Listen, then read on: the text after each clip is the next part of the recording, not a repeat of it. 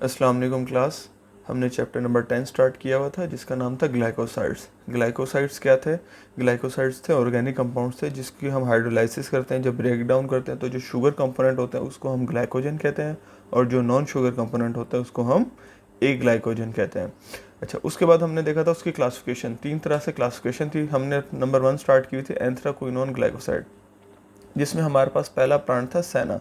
सेना का जो दूसरा नाम है, बायोलॉजिकल सोर्स है, वो है कैशिया एक्यूटिफोलिया। अच्छा, इसी में अब हमारे पास एक और ड्रग है कैशिया। कैशिया के बारे में हम देख लेते हैं। कैशिया का बोटेनिकल नेम वही है, कैशिया फिस्टूला। उसका था कैशिया एक्यूटिफोलिया, और जो सेकंड नंबर पर ड्रग है उसका क्या नाम है, कैशिया फिस्टूला। ठीक हो गया। वही केमिकल क्लास है ग्लाइकोसाइड्स, क्योंकि जिस जो चैप्टर का नाम है हम उसी की क्लास पढ़ रहे हैं, तो उसका क्या नाम है, ग्लाइकोसाइड्स। ग्लाइकोसाइड्स हमने देखा है कि क्या होते हैं। ग्लाइकोसाइड्स बेसिकली ऑर्गेनिक कंपाउंड्स हैं जिसके अंदर, जिसकी ब्रेक डाउन के बाद हम क्या कह सकते हैं, दो तरह के कंपोनेंट्स अलग हो जाते हैं। शुगर कंपोनेंट है तो उसको हम ग्लाइकोजन कहते हैं, और नॉन शुगर कंपोनेंट है तो हम उसको ए ग्लाइकोजन कहते हैं। उसके बाद है हमारे पास इसमें फैमिली जो है इसमें वही सेम फैमिली है जैसे उसमें हमने सेना में पढ़ी थी, लेग्यूमिनेसी। इसकी फैमिली भी सेम लेग्यूमिनेसी है। अच्छा जी, वही सेम फैमिली आ गई हमारे पास, लेग्यूमिनेसी। ठीक है। इसके बाद हमारे पास इसके केमिकल कॉन्स्टिट्यूएंट्स हैं। उसके केमिकल कॉन्स्टिट्यूएंट्स भी हमने किस तरीके से याद किए थे, सेनोसाइड्स, यानी कि जो हमने सेंसोडाइन से रेफरेंस लेकर याद किए थे अपनी याददाश्त के लिए, कि जैसे अलेक्जेंड्रियन है ना, तो अलेक्जेंड्रियन ने दांत साफ किए अपने सेंसोडाइन से, तो वही केमिकल कॉन्स्टिट्यूएंट इसमें आ गया, सेनोसाइड्स। अच्छा, जितने भी ग्लाइकोसाइड्स हैं मोस्टली सबका पर्पस जो है कैथार्टिक्स, परगेटिव्स, ये लाजमी होता ही है। ठीक है। अगर आपको पेपर में भूल रहा हो तो आप कैथार्टिक्स लिख सकते हैं, लेग्जेटिव लिख सकते हैं, परगेटिव लिख सकते हैं, इनमें से कोई भी लिख सकते हैं। सेम एज इट इज़ इसका भी मेडिसिनल यूज़ कैथार्टिक है। इसका एक और यूज़ है एंटी गाउट। गाउट की एक डिजीज़ होती है गले में, उसके लिए भी ये यूज़ किया जा सकता है। एंटी गाउट यानी कि उसके खिलाफ काम कर सकती है। ठीक है। ये हमारे पास थी ड्रग सेना की। साथ दूसरे नंबर पर जो ड्रग थी हमारे पास, हमने उसको डिस्कस कर लिया। अब जो हमारे पास नेक्स्ट ड्रग है कैशिया, एक तो थी कैशिया एक्यूटिफोलिया, उसके बाद थी कैशिया फिस्टूला। अच्छा, अब जो नेक्स्ट ड्रग है हमारे पास, एलोवेरा, जिसको हम एलोवेरा भी कह सकते हैं। एलोवेरा का आपको पता है मोस्ट कॉमनली यूज़ होता है। ठीक है। हम इसको स्किन पे भी लगाते हैं। ठीक है। इसका जेल भी यूज़ किया जाता है, हम बालों में भी यूज़ करते हैं, हमें सनब्लॉक्स में भी मिलता है, हमें शैम्पूज़ में भी एलोवेरा मिलता है। इसके अलावा एलोवेरा का मार्केट में अवेलेबल ब्रांड्स भी काफ़ी सारे अवेलेबल ब्रांड्स हैं। इसका बहुत सारे यूजेज है। ठीक है। हम हेयर टॉनिक के तौर पर यूज़ कर रहे हैं, सन ब्लॉक के तौर पर यूज़ कर रहे हैं, ज़ख्मों पर लगा रहे हैं, यानी कि हमारे पास एलोवेरा के बहुत सारे यूज़ हैं। और ये हमारे पास मोस्टली लोगों के पास घर में ही अवेलेबल होता है जिनको गार्डनिंग का शौक़ होता है। ठीक हो गया। अच्छा जी, इसका सिनोनिम क्या है, इसका सेम नाम है गवार गंदल। इसको हम क्या कह सकते हैं, गवार गंदल भी कह सकते हैं। अच्छा, ये देखें, ये बल्कि प्लांट बना हुआ भी है एलोवेरा का सारा, आपने देखा होगा। ये तो ब्लैक एंड वाइट पिक है लेकिन ग्रीन से कलर का होता है, लाइट ग्रीन कलर का। अच्छा जी, केमिकल क्लास क्या है, केमिकल क्लास है ग्लाइकोसाइड्स। वही, क्योंकि हम चैप्टर ही ग्लाइकोसाइड्स का पढ़ रहे हैं तो वही हमारे पास इसके क्लास है glycosides. Biological source, it is a dried juice obtained from leaves of एलोबार्बेडिनियसिस।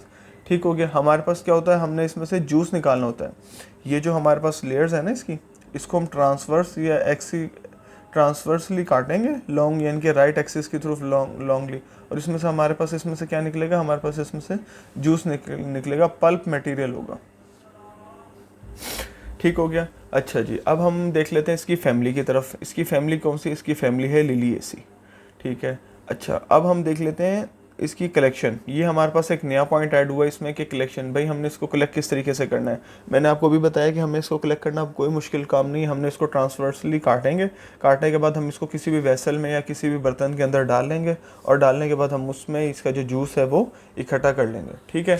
तो हम देख लेते हैं, V shape leaves contain spines on their margins, यानी कि जो उनके वी शेप लीव्स है ना, उनको हम, इसमें क्या होते हैं, हमारे पास स्पाइंस होते हैं ऑन देयर मार्जिन्स, यानी कि उनके किनारों में। For collection of juice the leaves are cut in March and अप्रैल।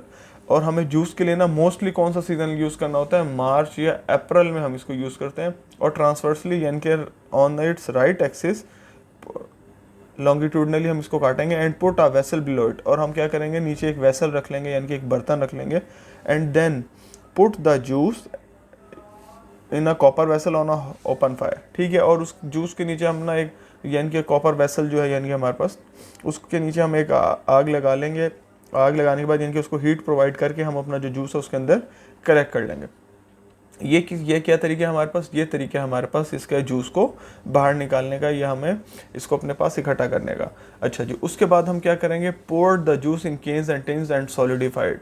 उसके बाद हम इसको पोर्ड कर लेंगे, यानी कि उसको हम उस वेसल में से निकाल कर उसको केन वगैरह में या टिन्स वगैरह में हम उसको रख लेंगे, ताकि हम उसको सॉलिडिफाई कर सकें। यानी कि इस तरीके से हमारे पास जो है एलोवेरा की कलेक्शन जो है वो अलग हो जाएगी।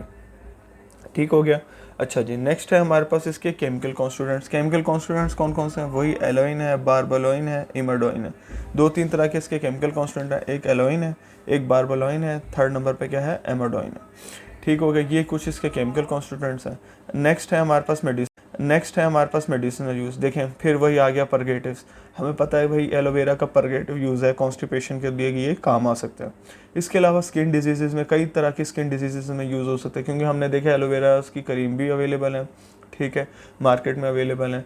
इसके अलावा burn by heat, radiation and skin. इसके अलावा एलोवेरा का जो एक्शन है वो स्किन के लिए हमारे पास कहाँ पे यूज़ होता है, सन ब्लॉक में। मैं आपको एक बात एडिशनल बताता चलूँ, जो सन ब्लॉक्स होते हैं ना, उनको हमने मोस्टली दो जगह पर यूज़ करना होता है। एक तो धूप में निकलने से पहले, और दूसरा चूल्हे की तरफ जाते वक्त। दो तरह से आप यूज़ करेंगे ताकि आपकी जो स्किन है वो टैनिंग से बच सके। एलोवेरा का जो साइड इफ़ेक्ट्स हैं वो बहुत ज़बरदस्त हैं, इसका इफेक्ट बहुत अच्छा आता है, रिजल्ट बहुत अच्छा है। इसके अलावा वाउंड्स, यानी कि किसी भी किस्म के ज़ख्म वगैरह होते हैं तो उसके ऊपर भी हम एलोवेरा का यूज़ कर सकते हैं। और लास्ट नंबर पर है हमारे पास हेयर टॉनिक। ये एक हम कह सकते हैं कि एक गंजेपन का इलाज भी हो सकता है एलोवेरा से। जहाँ जहाँ आपके बाल नहीं हो रहे वहाँ पर आप एलोवेरा का डायरेक्टली प्लांट लेकर भी उसको लगा सकते हैं। बट ये है it is a long term process, but there is very visible results about that. So ये था हमारे पास प्लांट कैशिया फिस्टोला, और दूसरे नंबर